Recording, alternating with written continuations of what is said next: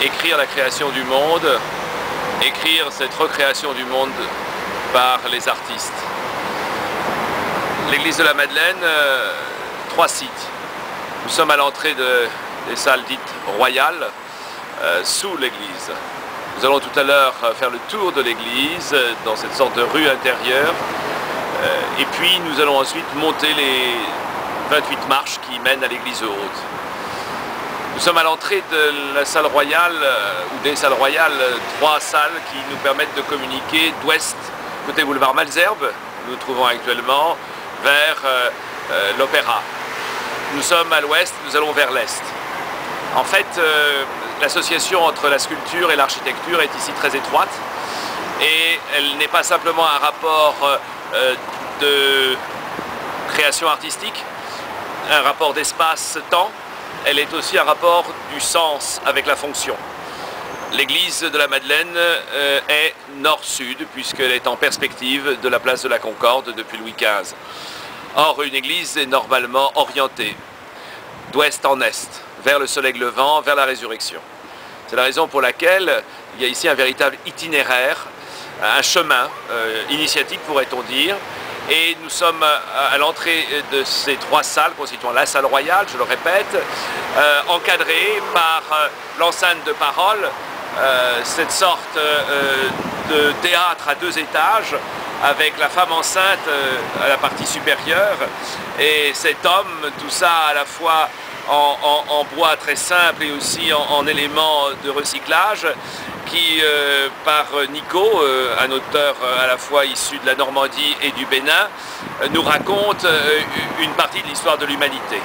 Et en pendant ici, le roi, parce qu'effectivement, à l'entrée de ces salles qui vont nous raconter l'histoire de l'humanité, depuis sa vie jusqu'à sa mort et sa résurrection, eh bien, nous sommes en présence du roi.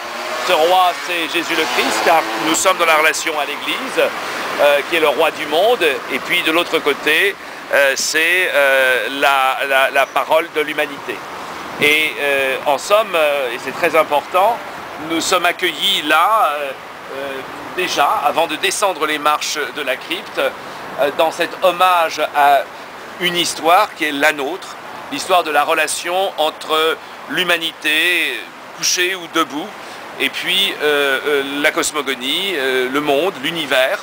Et effectivement, c'est une spiritualité universelle que raconte l'art de tous les temps. Donc, nous voici entrant dans la première salle royale que j'ai nommée, parce qu'on comprend peu à peu le sens. C'est un récit, c'est une histoire qui se déroule. L'histoire de la mise en place, de la création de ces sculptures, c'est aussi une histoire qui peu à peu eh bien, nous donne à rêver. C'est un véritable conte.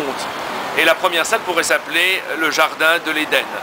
Et dans ce jardin de l'Éden, nous allons être accueillis par une humanité, cette fois-ci qui n'est pas l'humanité associée dans un trône, mais une humanité où l'homme qui s'intitule là ici Carnaval, c'est un grand bronze nu, coiffé d'un coq gaulois qui est l'hommage à Paris, à la France, et l'œuvre d'un des très grands sculpteurs russes qui vient de temps en temps à Paris et s'inspire de Paris, parce que le principe des scènes de la création, c'est les artistes vivant en France, ou aimant la France, mais vivant en France, travaillant en France, provisoirement ou longuement, et de toute nationalité, de toute religion, de toute esthétique, et dans tout matériau. Donc le bronze, c'est le symbole de la sculpture, et c'est l'homme.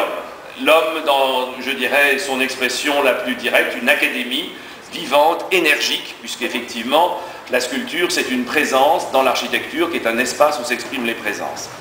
Et à droite, en pendant, la femme. La femme, c'est une sculpture de Françoise Mailleras en ciment polychrome. C'est un siège aussi, la femme assise, parce que, eh bien, sur Notre-Dame de Paris, au portail central, la psychomachie, le combat de l'âme, représente le combat des vices et des vertus. La vertu est toujours la femme assise, la sagesse. Et effectivement, autant l'homme là est dans l'énergie du développement, autant la femme est dans une espèce, vous pourrez presque dire, de clôture, ses bras croisés sur la poitrine, et elle a un très léger sourire, une petite méditation. Enfin, c'est là pour rêver. Et entre les deux, brisant l'axe de la seconde et troisième salle à partir de ce jardin d'Éden, le totem. Le totem, c'est très important la notion du totem, parce que c'est effectivement le lieu même sur lequel nous projetons dans toute l'histoire des civilisations, de l'épouvantail à la figure si connue du monde indien, tout ce que nous rêvons du monde des dieux. Et c'est un métal recyclé parce qu'effectivement, le recyclage est ici omniprésent. Olivier Frémont, qui a conçu cette œuvre, travaille beaucoup sur le métal recyclé. Il y a des coïncidences, et c'est là où est le rêve. C'est bleu et rouge. Bleu et rouge, c'est les couleurs de Paris. C'est les couleurs du manteau de Saint-Martin et du sang de Saint-Denis. Ce totem lui-même se trouve situé sur le chemin des arbres de vie. Un petit arbre de vie tout simple, qui est l'œuvre d'Agnès Malter en céramique, et qui est hors catalogue, mais voilà, c'est une œuvre très humble. Et c'est très important cette humilité, alors qu'il y a cette œuvre beaucoup plus, je dirais, majestueuse, qui est l'arbre constitué d'une plaque de verre avec ses éléments de marbre, une espèce de marqueterie tout à fait remarquable d'Irène Vargas. Et l'Amérique du Sud est présente ici dans cet arbre de vie. Iris Vargas, oui, en fait, il m'arrive quelquefois de rêver les noms de mes artistes, enfin je dis mes artistes. Alors, c'est très important de savoir que cet arbre de vie, par exemple le totem, existait avant cette exposition, alors que Carnaval, la figure d'Assise, le petit arbre de vie d'Agnès Malter, eh bien, ont été conçus pour l'exposition. C'est-à-dire qu'il y a ici un mélange d'œuvres qui ont été installées, d'autres qui ont été rêvées pour le lieu. Et ce qui est important, c'est qu'elles sont mises en rapport les unes avec les autres pour raconter cette histoire. L'histoire de l'arbre de vie qui nous conduit au visage. Deux visages, le visage de l'extérieur, qui est effectivement le masque. Le masque en bronze, là encore, une sorte d'archétype de la sculpture. L'âge du bronze, c'est évidemment l'âge des forgerons, et c'est évidemment les premiers grands artistes de l'artefact, de l'œuvre qui est imaginée. Et puis, au contraire, derrière, cette œuvre de Karel Maralexlin, qui est tchèque, eh bien, une œuvre d'Anna Stein, qui est hongroise, et de religion juive, et qui a conçu Vie intérieure. Vie intérieure, évidemment, on comprend bien, puisqu'on voit l'insertion du verre, du cristal à l'intérieur du bronze.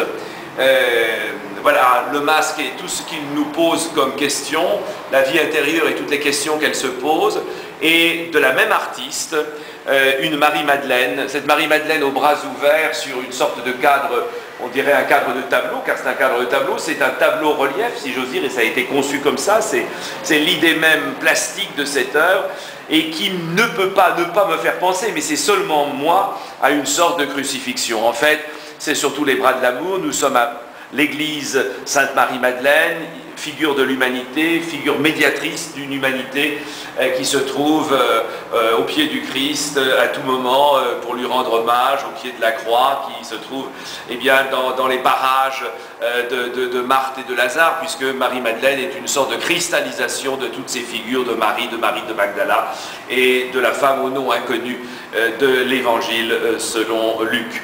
Alors voilà que ces bras ouverts nous invitent à rentrer dans la deuxième salle.